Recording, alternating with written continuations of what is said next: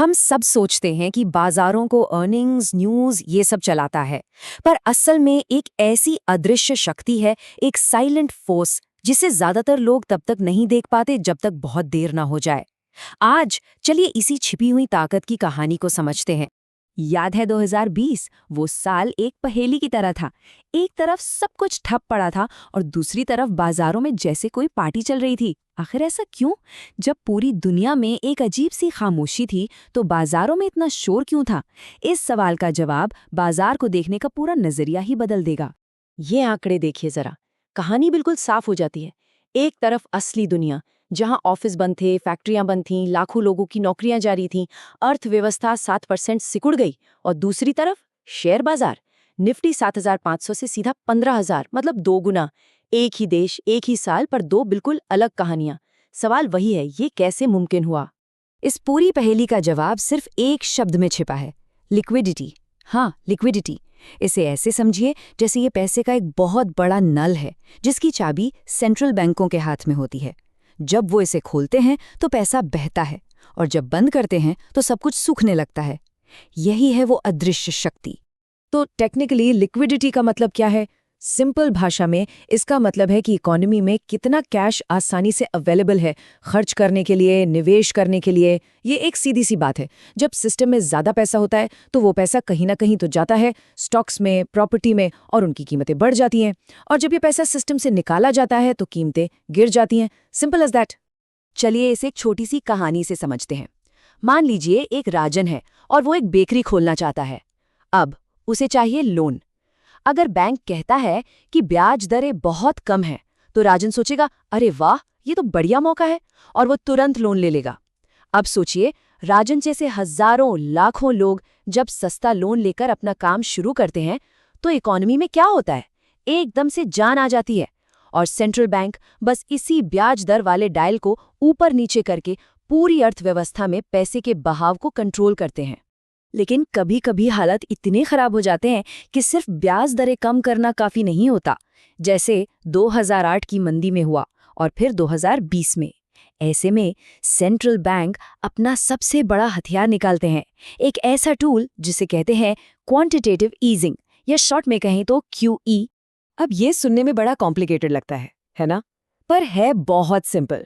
इसे बस एक इमरजेंसी मनी पंप की तरह सोचिए। जब इकोनॉमी का इंजन बिल्कुल जमने लगता है, तो सेंट्रल बैंक इस पंप को चालू करके सीधे सिस्टम में नए ताज़े पैसे का एक जबरदस्त इंजेक्शन लगा देते हैं, बस ताकि गाड़ी चलती रहे। और 2020 में तो इस इमरजेंसी पंप को मानो फुल ब्लास्ट पर चला दिया गया, मतलब पूरी ताकत से। हाँ, इसने इकोनॉमी को एक बड़े क्रैश से तो बचा लिया, लेकिन जब आप सिस्टम में इतनी जबरदस्त बाढ़ लाते हैं तो उसके कुछ साइड इफेक्ट्स, कुछ हैंगओवर तो होते ही हैं। और ये कोई छोटी मोटी रकम नहीं थी। स्क्रीन पर ये नंबर देखिए, $4 ट्रिलियन। ये सिर्फ अमेरिका के फेडरल रिजर्व ने कुछ ही महीनों में सिस्टम में डाल दिए थे। ये पैसे की एक ऐसी सुनामी थी जिसकी लहरें हर मार्केट, हर देश तक पहुंची। और हाँ, भारत भी इससे अछूता नहीं रहा। तो देखिए ये पूरा चक्र कैसे चला। सबसे पहले 2020 में आया क्रैश, फिर उसे रोकने के लिए आई लिक्विडिटी की बाढ़। 2021 में जब लॉकडाउन खुले और लोग बाहर निकले, तो यही सारा पैसा असली इकोनॉमी में खर्च होने लगा और डिमांड एकदम से आसमान पर पहुंच गई। और जब बहुत सारा पैसा कुछ ही चीजों के पीछे भागता है, तो क्या होता है? इन्फ्लेशन, महंगाई। और फिर 2022 में इसी महंगाई को कंट्रोल करने के लिए ब्याज दरें उतनी ही तेजी से बढ़ानी पड़ी। एक पूरा साइकिल कंप्लीट हो गया।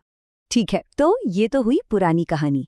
अब आते हैं आज पर, और यहीं पर कहानी में एक बहुत बड़ा ट्विस्ट आता है। पैसे का वो नल एक बार फिर से खुल रहा है, लेकिन इस बार का खेल 2020 से बिल्कुल बिल्कुल अलग है। फर्क समझिए, 2020 की जो लिक्विडिटी थी वो एक अंधी बाढ़ जैसी थी। इमरजेंसी थी तो बस पैसा हर जगह स्प्रे कर दिया गया, बिना ये देखे कि वो कहाँ जा रहा है। पर आज जो पैसा आ रहा है वो मानो GPS गाइडेड है। वो बहुत सोचा समझा स्ट्रेटेजिक है। उसे पता है कि उसे कहाँ जाना है। ये पैसा कुछ खास जगहों पर, कुछ खास सेक्टर्स में जा रहा है, जहां सरकारों को लगता है कि आने वाले कल की ग्रोथ और देश की सुरक्षा दोनों ही दांव पर हैं। तो सवाल ये है कि ये स्मार्ट मनी, ये जीपीएस वाला पैसा आखिर जा कहाँ रहा है। चलिए एक एक करके इसकी डेस्टिनेशंस देखते हैं। और पहली डेस्टिनेशन, कोई सरप्राइज नहीं, वो है एआई, आर्टिफिशियल इंटेलिजेंस। लेकिन कहानी में एक और ट्विस्ट है। पैसा शायद वहां नहीं जा रहा जहां हम सब सोच रहे हैं। आपने 1849 की कैलिफोर्निया गोल्ड रश के बारे में सुना होगा। उस गोल्ड रश में सबसे ज्यादा पैसा किसने कमाया? सोना खोदने वालों ने? नहीं, सबसे ज्यादा पैसा कमाया उन लोगों ने जो उन्हें फावड़े, कुदाल और जीन्स बेच रहे थे। इसे कहते हैं पिक्स एंड शवल स्ट्रेटजी। और आज की एआई गोल्ड रश में भी बिल्कुल यही हो रहा है। स्मार्ट पैसा सीधे एआई मॉडल्स पर नहीं, बल्कि उस पूरे इकोसिस्टम को बनाने वाली चीजों पर लग रहा है। एआई का दिमाग यानी चिप्स, एआई की फैक्ट्रियां यानी डेटा सेंटर्स, और इन सब को चलाने वाला ईंधन यानी पावर ग्रिड्स। असली खेल यहां चल रहा है। ठीक है, एआई के बाद ये जीपीएस वाला पैसा कहाँ जा रहा है? डेस्टिनेशन नंबर 2 है रीआर्मामेंट, यानी वैश्विक पुनः शस्त्रीकरण। दुनिया बदल रही है, जियोपॉलिटिकल टेंशन इतनी बढ़ गई है कि देश अपनी सुरक्षा पर अब पहले से कहीं ज्यादा खर्च करने पर मजबूर हो गए हैं। देखिए हो क्या रहा है। यूक्रेन युद्ध के बाद जर्मनी ने अपनी दशकों पुरानी शांति की पॉलिसी को रातों रात बदल दिया। जापान, जो अपनी शांतिप्रिय पॉलिसी के लिए जाना जाता है, वो अपना डिफेंस बजट दोगुना कर रहा है। और भारत आत्मनिर्भर भारत के तहत अब अपने हथियार खुद बनाने पर जोर दे रहा है। ये एक ग्लोबल ट्रेंड है और ये सिर्फ एक शुरुआत है। और ये मजबूती सिर्फ सेनाओं तक ही सीमित नहीं है। डेस्टिनेशन नंबर 3 हमें दिखाती है कि देश अपने सेंट्रल बैंकों को भी फौलाद की तरह मजबूत कर रहे हैं। और इसके लिए वो दुनिया के सबसे पुराने, सबसे भरोसेमंद एसेट का इस्तेमाल कर रहे हैं, गोल्ड, सोना। आज सोना सिर्फ एक कीमती धातु नहीं, ये एक जियोपॉलिटिकल हथियार बन चुका है। सवाल ये है कि अचानक से सोना इतना जरूरी क्यों हो गया? इसका एक बहुत बड़ा ट्रिगर था जब यूक्रेन युद्ध के बाद पश्चिमी देशों ने रूस के $300 बिलियन के फॉरेन रिजर्व को फ्रीज कर दिया। तो दुनिया के हर देश के सेंट्रल बैंक को एक सीधा और साफ संदेश मिला कि आपके डॉलर रिजर्व अब सुरक्षित नहीं है। और इसके बाद क्या हुआ? चीन, पोलैंड, तुर्की, भारत, दुनिया भर के सेंट्रल बैंकों ने रिकॉर्ड तोड़ सोना खरीदना शुरू कर दिया। क्यों? क्योंकि आपके फिजिकल सोने को कोई दूसरा देश फ्रीज नहीं कर सकता। ये जो स्ट्रेटेजिक सोच है, ये हथियारों और सोने से भी आगे जाती है। और ये हमें ले आती है डेस्टिनेशन नंबर 4 पर, एनर्जी।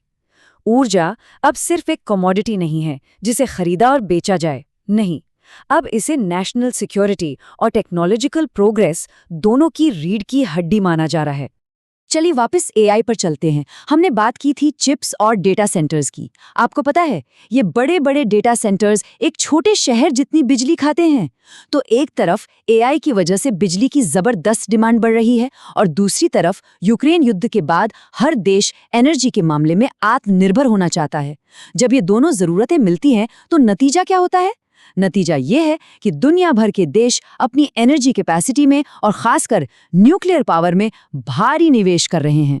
तो हमने एआई देखा, डिफेंस देखा, गोल्ड और एनर्जी देखी, और इन सब स्ट्रेटेजिक बदलावों का एक संगम हमें हमारी 5वीं और आखिरी डेस्टिनेशन पर लाता है, जो कि है भारत।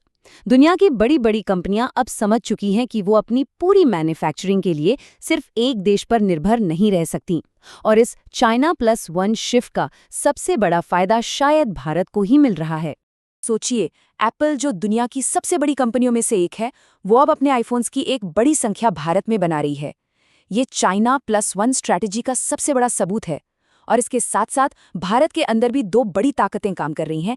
एक, यहाँ का ऐतिहासिक इंफ्रास्ट्रक्चर बूम, और दूसरा, यहाँ का तेजी से बढ़ता मिडिल क्लास। ये दोनों चीजें मिलकर भारत को ग्लोबल पैसे के लिए एक चुंबक की तरह बना रही हैं। तो इन 5 डेस्टिनेशंस को समझने के बाद सवाल उठता है कि इस जानकारी का क्या करें। देखिए, यहाँ कोई इन्वेस्टमेंट एडवाइस तो नहीं है, लेकिन कुछ प्रिंसिपल्स हैं जिन्हें ध्यान में रखा जा सकता है। पहला, मार्केट को टाइम करने की कोशिश करने के बजाय इन बड़े स्ट्रक्चरल बदलावों के साथ खुद को अलाइन करने के बारे में सोचना। दूसरा, गोल्ड को सिर्फ एक चमकती चीज न मानकर उसे अपने पोर्टफोलियो के लिए एक इंश्योरेंस की तरह देखना। तीसरा, ये याद रखना कि ये जो ट्रेंड्स हैं, ये कोई T20 मैच नहीं है, ये टेस्ट मैच है। ये 3 से 5 साल के लंबे चक्र हैं। और चौथा, और शायद सबसे जरूरी, हमेशा हाथ में कुछ कैश रखना, क्योंकि जब मार्केट में घबराहट होती है तो वही कैश सबसे बड़ा मौका बनता है। तो बात साफ है, लिक्विडिटी की जो पिछली लहर थी 2020 वाली, वो एक अंधी बाढ़ थी। लेकिन इस बार जो लहर आ रही है उसके पास एक नक्शा है, एक जीपीएस है, उसे पता है कि उसे कहाँ जाना है। बड़ा सवाल बस इतना है कि जो लोग इस नक्शे को पढ़ना जानते हैं वो इस लहर के आने पर कहाँ खड़े होंगे। ये सोचने वाली बात है।